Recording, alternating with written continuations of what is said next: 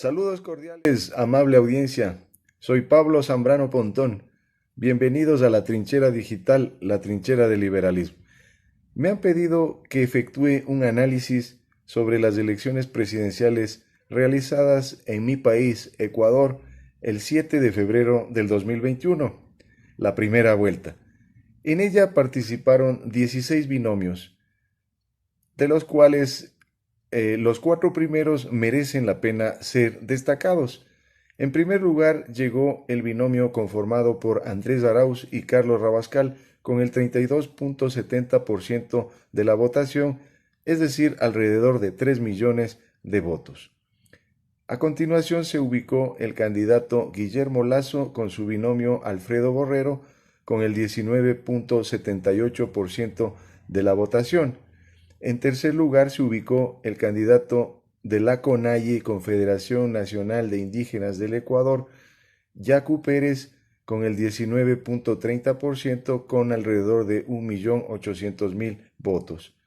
En cuarto lugar se ubicó el candidato Javier Hervas de la Izquierda Democrática con alrededor de 1.600.000 votos y el 16% de la votación. Como les decía, a continuación hubo candidatos que ni siquiera llegaron al 1% de la votación, cuando los votos nulos y blancos representan el 9%. Es decir, fueron verdaderas comparsas, gente que de puro capricho, podríamos decir, trató de ser presidente de la República. Y ustedes saben que la gente también tiene sus opciones, sus preferencias.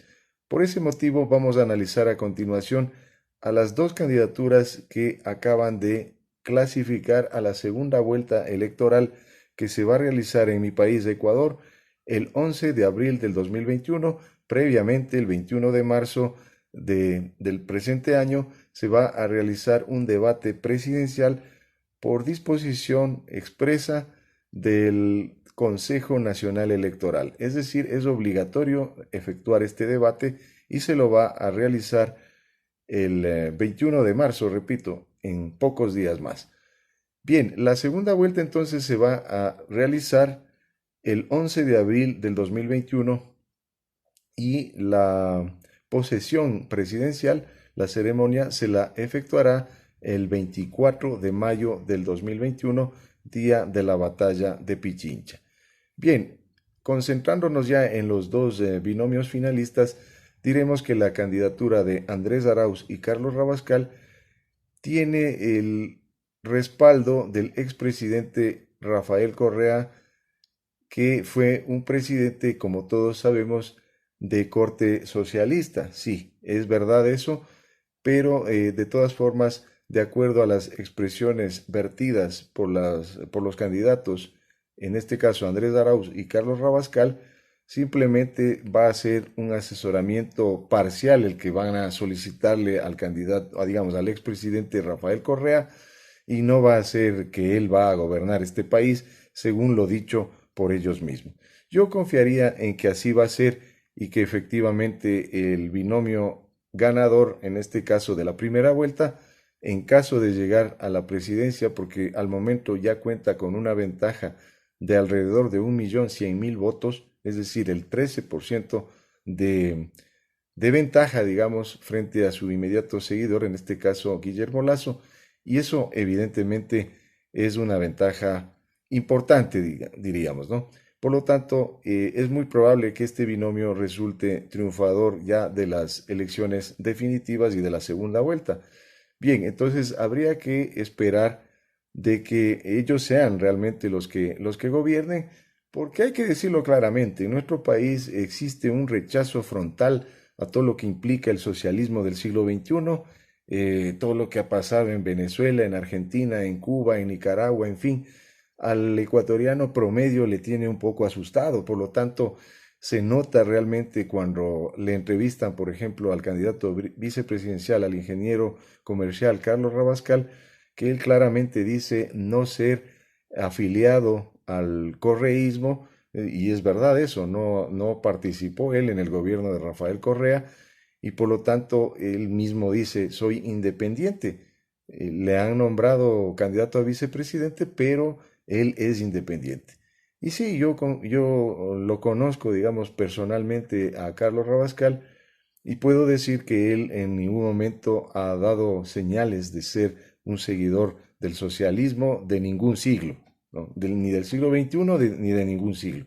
Me parece que él es un demócrata, una persona que evidentemente tiene una línea de pensamiento diferente al socialismo y por lo tanto yo confiaría que en caso de llegar al poder no van a realizar ningún tipo de maniobra para ubicarnos en un nivel de Cuba o Venezuela, pero sí hay que recomendarle a este binomio que traten de reducir el gasto público del país, que se ubica en una cifra bastante alta del 36% frente al PIB, el gasto público frente al PIB. Y ese es un indicador importante porque, por ejemplo, Javier Sala y Martín, un brillante economista español liberal, nos dice que, de acuerdo a estudios econométricos que él ha efectuado, el tamaño óptimo del gasto público frente al PIB debe ser 20%, entre 20 a 25%.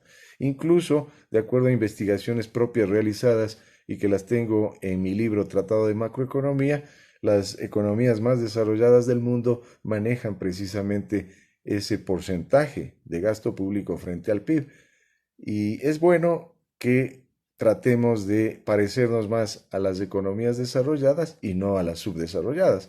En tal sentido, esa sería mi recomendación, que en lugar de incrementar impuestos, tratemos de reducir el gasto público, de esa manera tener un déficit fiscal que sea manejable, ¿no? Se considera manejable entre el 3 y 4% del PIB. Bien, la segunda opción electoral que vamos a tener los ecuatorianos el 11 de abril es la candidatura de Guillermo Lasso. Esta candidatura se identifica más con los sectores de centro hacia la derecha, digamos, son gobiernos, sería, digamos, un gobierno de corte conservador con políticas que en economía podrían ser catalogadas como liberales en algunos casos.